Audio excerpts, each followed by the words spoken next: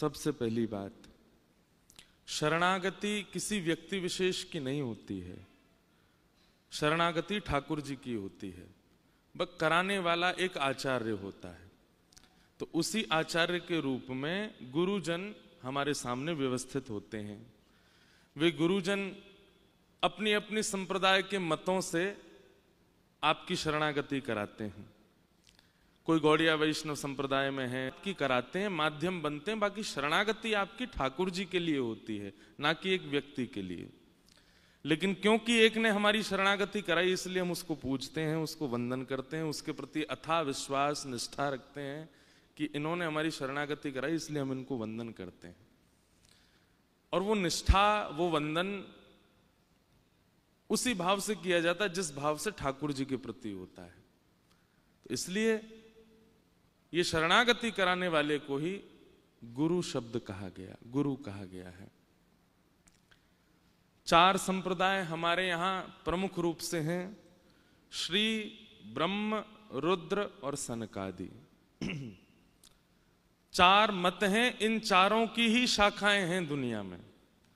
आप जिस भी संप्रदाय का नाम लेते हैं वो इनसे ही प्रकट है। और एक बात ध्यान से सुनिएगा, अगर कोई संप्रदाय इन चारों से कनेक्टेड नहीं है तो उसमें कभी भी किसी की शरणागति नहीं हो सकती है।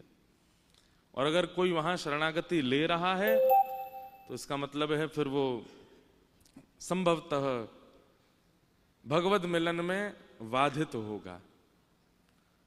श्री, ब्रह्म, रुद्र और सनकादि, ये 4 हैं।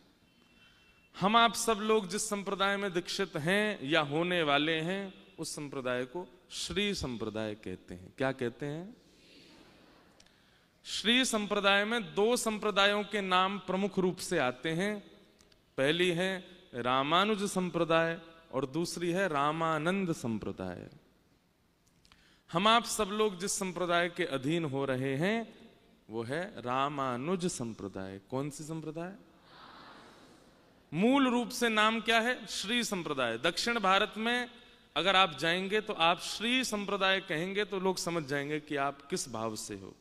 लेकिन उत्तर भारत में आपको स्पष्ट करना पड़ेगा कि हम लोग श्री रामानुज संप्रदाय से हैं।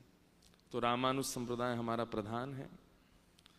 हमारे रामानुज संप्रदाय में विशिष्टाद्वैत सिद्धांत है। हमारे सिद्धांत का नाम क्या है? विशिष्टाद्वैत। विशिष्टाद्वैत सिद्धांत में 3 बातों को माना गया है, ब्रह्म, जीव और प्रकृति। एक गेट लगा दीजिए।